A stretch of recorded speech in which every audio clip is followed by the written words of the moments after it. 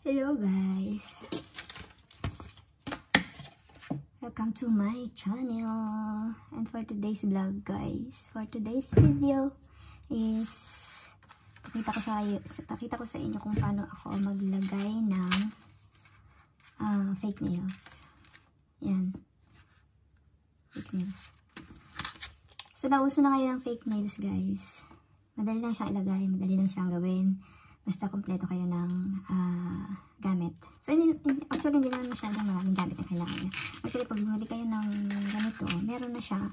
Kompleto na siya. Sa inyo na lang kung gusto niyo mag-upgrade. Ayan, ganun. So, ayan guys, ito yung isang box na to. Meron siyang parang 24 pieces. Ito yung design na, marami akong dito, pero ito yung design. Simple lang. Parang, anong tawag dito? Basta, nakalimutan ko ng tawag dito. Simple lang siya, yung merong white sa tip niya. So, yan.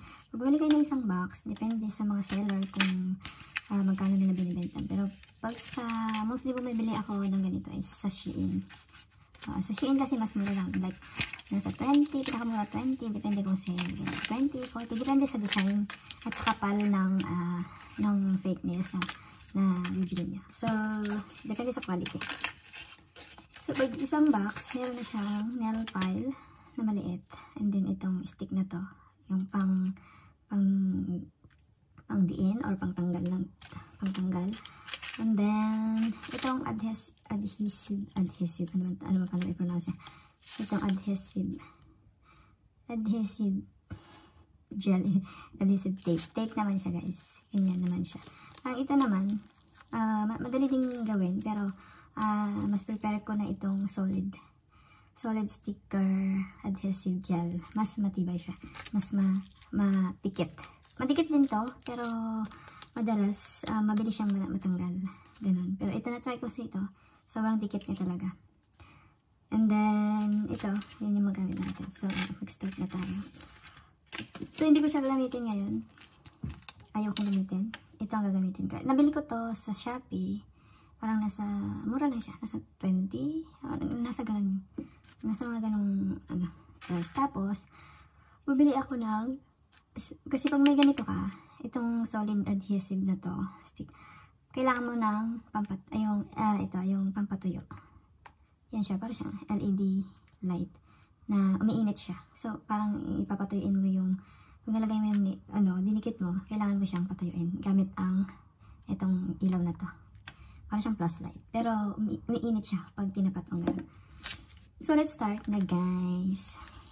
So, meron ako dito ang una. Gawin natin is, nail file nyo lang nail file nyo lang yung, itong kuko mo.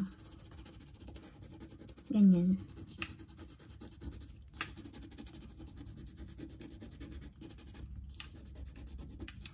Ayan. I-ano mo siya lahat.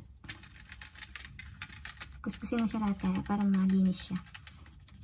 Natanggal yung mga dumi, kung ano mga andyan, mga oil, ganyan. Para dumikit yung pandikit natin. Ito yung first step niya para parang lilinisin nyo muna. Hindi na kailangan ng DIY lang. Tapos ito, meron kayong alcohol swab. Kung wala naman kayong ganito, pwede rin naman yung ipangalis ng cutics. Pwede rin yun. Ipahiran nyo lang na ganyan. Para mawala yung mga oily dyan sa nails niya.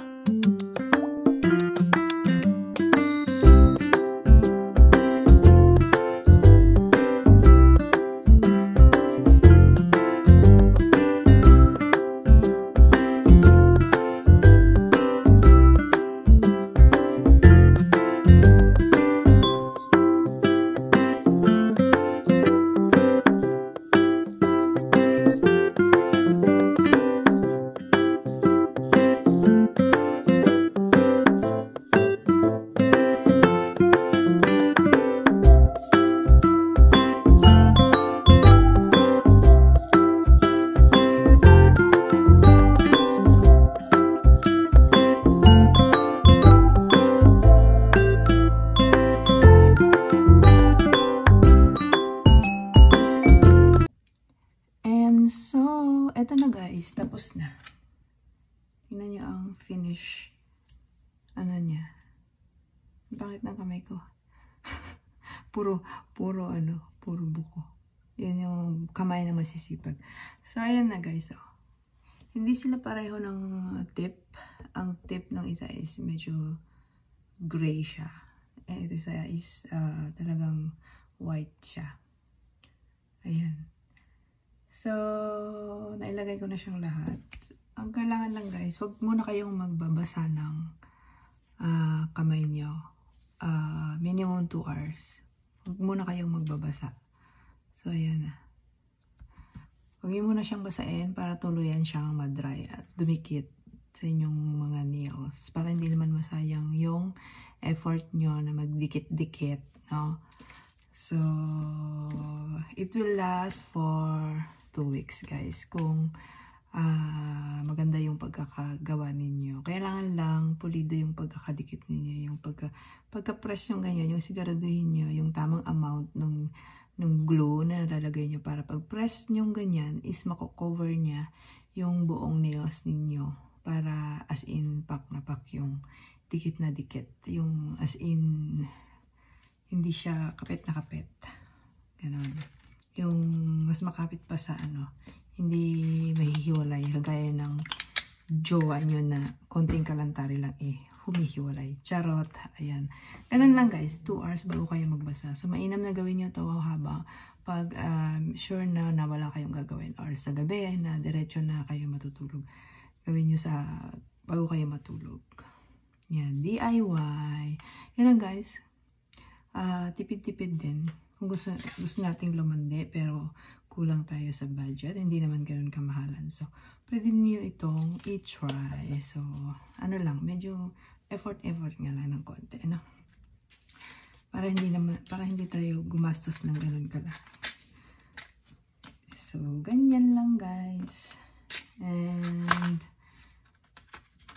hope you like my video and sana nakatulong sa inyo na makadagdag kaalaman niyo para sa susunod, alam nyo na, hindi nyo na kailangan pumunta ng salon or ng spa para magpa-gawa ng nails. Diba, bongga?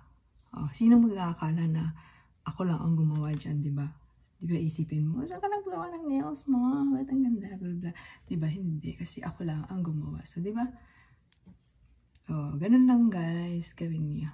So, mag-explore din tayo minsan. Sabay-sabay din tayo sa uso.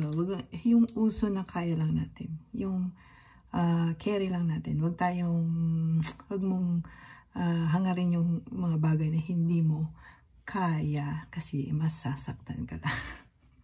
Ganun yun.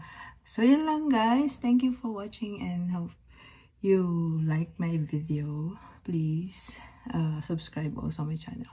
Thank you for watching, guys. Yan ang ating nails. O, diba? Bye-bye.